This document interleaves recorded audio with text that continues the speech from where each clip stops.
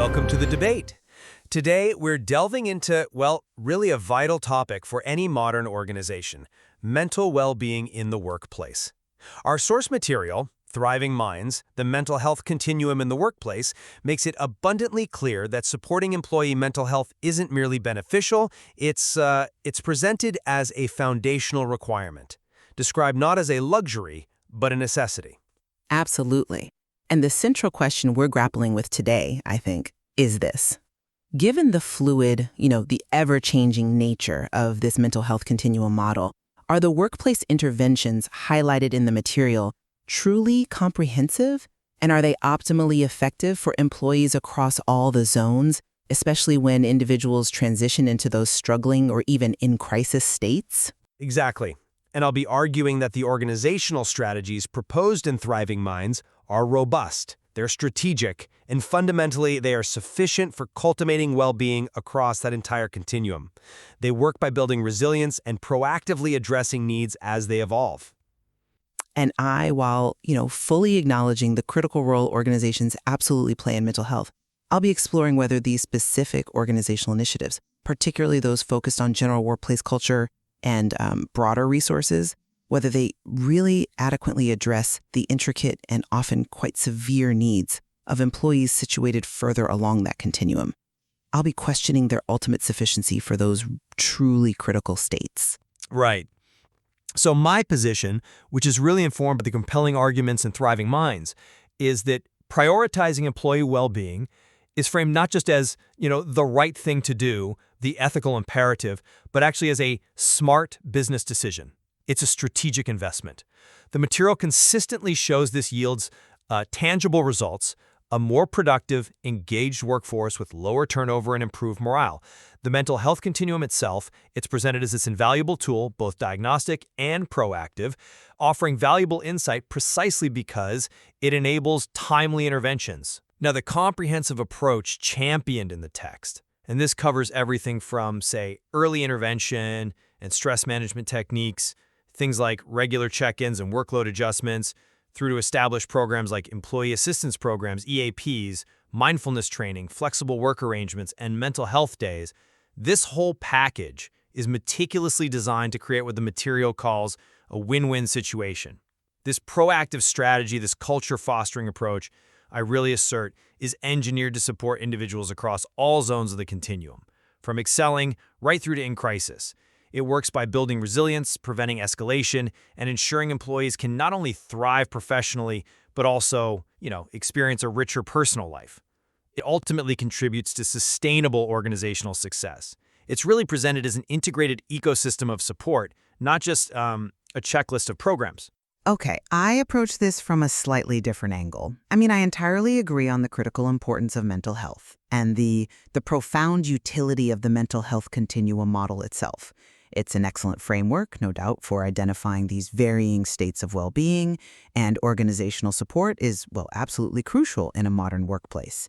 However, my central reservation, it really lies in whether the specific types of interventions the material emphasizes, those mainly related to general workplace culture, broad resources, whether they're genuinely sufficient to address the often complex and frankly severe needs of employees when they find themselves deep in the struggling or in crisis zones. The material itself, I think, hints at this because when it details strategies for these deeper zones, it pivots quite significantly towards individual actions and often external, clinical actions. It advises things like seeking help from a therapist, counselor, or doctor, or for acute distress, calling emergency services or a crisis hotline, even going to the nearest emergency room. So while I see immense value in organizational initiatives for nurturing those excelling and thriving states, I am concerned they might not adequately prevent deeper issues from taking root. And maybe more importantly, they don't provide the necessary intensive, specialized, and often immediate clinical care required when someone is truly in distress. This could, perhaps unintentionally, create an expectation that the workplace alone can fix these profoundly personal and complex issues. And that, I believe, is not only unrealistic, but potentially unsafe. it risks shifting focus away from where true clinical necessity lies. I understand your concern about, where exactly the organizational line is drawn, but let me offer maybe a deeper perspective on the scope of employer responsibility here. The material isn't really advocating, I don't think, for workplaces to become like clinics. Rather, it's about establishing a robust ecosystem of support. The core idea, as it states, is that fostering a culture of mental well-being creates a win-win situation. Now, this isn't just about, handing out a brochure or putting up a poster. It's about a fundamental cultural shift within the environment. The organization's responsibility, as it's outlined, is to proactively create that supportive environment and to strategically provide the resources that then empower individuals to effectively navigate and use the strategies appropriate for each specific zone. Think about the emphasis on early intervention, things like regular check-ins and workload adjustments. These aren't just individual suggestions floating out there. They're presented as systemic organizational structures. They're specifically designed to provide that proactive support, to identify challenges before they escalate, and hopefully prevent that slide into the more critical states. The workplace in this model serves as a crucial first line of defense and support. It ensures employees feel safe enough and are equipped enough to seek further help when it's needed. It acts more like a gateway, maybe, rather than a gatekeeper to specialized care. It's really about empowering people within a supportive structure. That's a compelling way to put it, the workplace as an ecosystem. But I think it's crucial we consider the fundamental distinction the material itself draws. When an individual moves into those struggling or in-crisis zones, the very actions outlined for these more acute stages are, qualitatively different. They are distinct, highly personal, and undeniably clinical in nature. When the text explicitly says, don't hesitate to seek help from a therapist, or call emergency services, or go to the nearest emergency room, it's pointing directly to interventions that fundamentally fall outside the direct operational purview of even the most robust workplace support systems, whether that's an EAP or, mindfulness training. The material itself clarifies that mental health isn't fixed. It exists on a continuum that shifts with our experiences, challenges, and support systems. That dynamism, that shift, it really implies that external factors and specialized professional help are not just supplementary. They are often different in kind from what a workplace can inherently provide. An organization can absolutely facilitate access, yes, and crucially reduce stigma, that's vital. But it cannot, and I would argue should not, attempt to replace the role of a licensed clinical care provider in a true crisis situation. The danger, I think, lies in blurring that line too much, which could potentially lead to inadequate or delayed care when it's most needed. I do appreciate your emphasis on the distinct nature of clinical care. Absolutely. But I'd frame the effectiveness of these general workplace initiatives quite differently.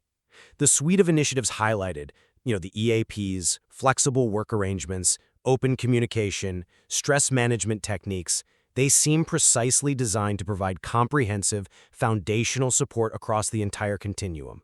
That includes support for those moving towards struggling or even in crisis. Take an EAP, for instance. Okay, it isn't meant to be a direct emergency service, no, but it serves as a critical bridge. It connects employees discreetly and, hopefully efficiently, to specialized care, including therapists and counselors, often for free or at a reduced cost. And flexible work arrangements, when offered proactively, they directly mitigate common stressors like burnout and that work-life imbalance, which we know are key triggers for a downward shift on Continuum. The core philosophy of this model, as the material explicitly states, it centers on early intervention to prevent escalation. There's that emphasis on addressing burnout before it cripples the workforce. The text clearly states, recognizing where employees fall on this continuum allows for timely interventions. And these general initiatives, these are the very mechanisms that enable those timely, often preventative interventions right across the spectrum. They create the pathways and, crucially, the environment for support to be accessed effectively when it's needed. I'm sorry, but I just don't quite buy that the current suite of general workplace initiatives, as typically implemented, is sufficient for acute crisis. Let me tell you why. While EAPs are valuable, as you say, they primarily function as a referral system, right? Or maybe for general, often short-term counseling. They just aren't designed for direct, immediate intervention in a true mental health crisis. The material itself kind of acknowledges this nuance, noting that someone in crisis may struggle with basic job functions. Now, for an individual who is truly in crisis, the urgent advice offered right there in the text is for emergency help, not a flexible work arrangement, not a referral that might take days or even weeks to actually process. Well, the EAP is supposed to facilitate that emergency connection too. Perhaps, but that highlights a fundamental limitation, doesn't it? A limitation of what an organization can practically provide in those acute, potentially life-threatening moments. While that urgent need to address burnout through early intervention and proactive stress management, yes, that's undoubtedly effective for preventing movement maybe from thriving down to surviving. For someone deeply struggling or actually in crisis, the organizational capacity for direct, life-saving clinical intervention is just inherently limited. There's a real risk here, I think, of creating a false sense of security, where general workplace support is perceived as sufficient, when in reality, specialized, external, and often immediate clinical intervention is truly the only appropriate and effective answer. It's really about understanding the boundaries, the limits of an organization's role in those extreme situations. Okay, let's transition then to the smart business decision framing. This, I contend, is absolutely fundamental. It's key to securing the sustained commitment and, frankly, the resources necessary for truly comprehensive mental health support throughout an organization. The material makes this link very robustly, very emphatically connecting mental well-being to tangible benefits for the organization.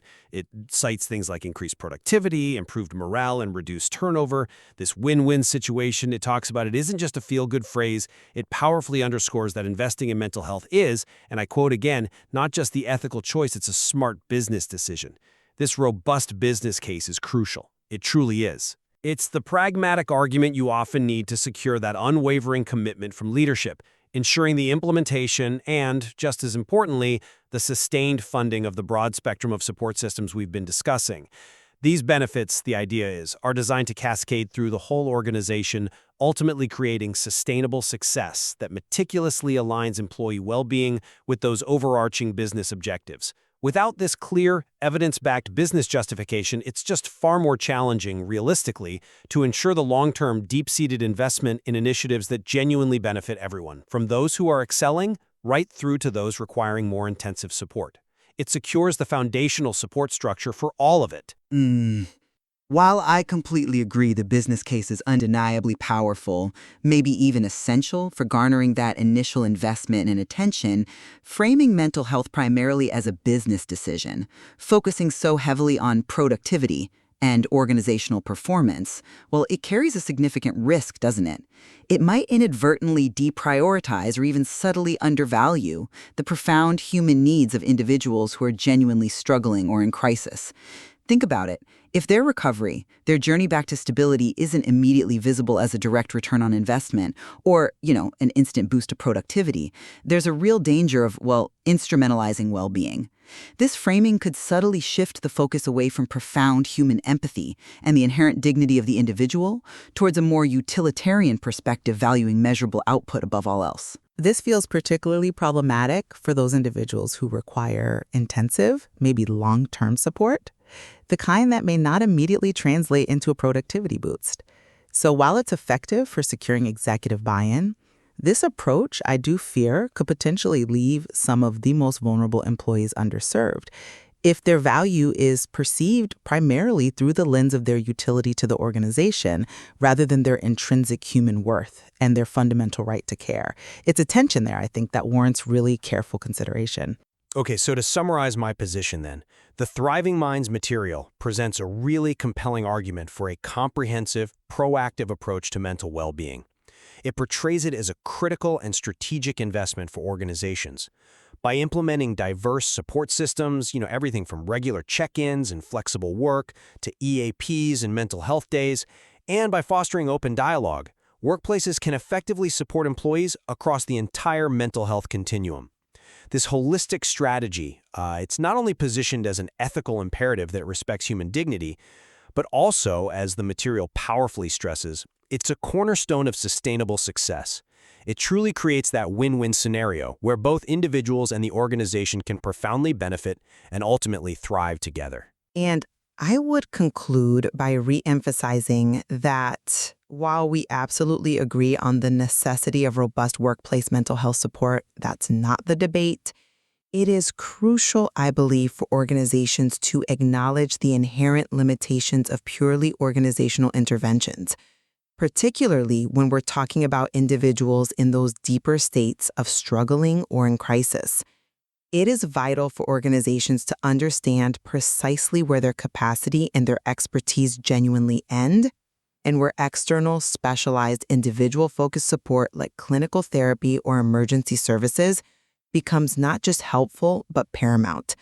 A truly holistic understanding of employee well-being, I feel, must extend beyond easily measurable productivity metrics. It needs to fully encompass the profound and often complex human needs that may arise, ensuring that no one is left feeling that general workplace provisions are sufficient when specialized, expert, and often immediate clinical help is really the only appropriate and effective answer. Right. This discussion has, I think, undeniably illuminated the multifaceted nature of mental well-being in the workplace, and clearly the different yet equally valid lenses through which organizational responsibility and effective intervention can be viewed.